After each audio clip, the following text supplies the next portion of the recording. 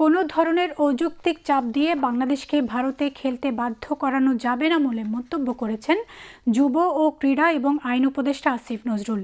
তিনি আজ সচিবালয়ে ভারতে আইসিসি টি-20 বিশ্বকাপে বাংলাদেশ ক্রিকেট টিমের অংশগ্রহণ ইস্যু নিয়ে সাংবাদিকদের সঙ্গে আলাপকালে এই মন্তব্য করেন। আসন্ন টি-20 বিশ্বকাপে ভারতের চাপে আইসিসি কোনো অযৌক্তিক শর্ত চাপিয়ে দিলে বাংলাদেশ তা মানবে না উল্লেখ করে উপদেষ্টা বলেন, ভেন্যু পরিবর্তনের বিষয়টি এর আগেও হয়েছে।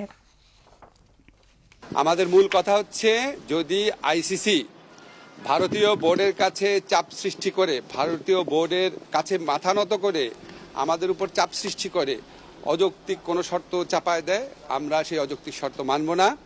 এর আগে এমন উদাহরণ আছে, পাকিস্তানে ভারত খেলতে যাবে না বলেছে, আইসিসি ভেন্যু চেঞ্জ করেছে। আমরা অত্যন্ত লজিক্যাল কারণে ভেন্যু চেঞ্জের কথা বলেছি। আমরা আমাদেরকে অযৌক্তিক প্রেসার প্রয়োগ করে, অযৌক্তিক চাপ সৃষ্টি করে আমাদেরকে ভারতে খেলাতে বাধ্য করা যাবে না।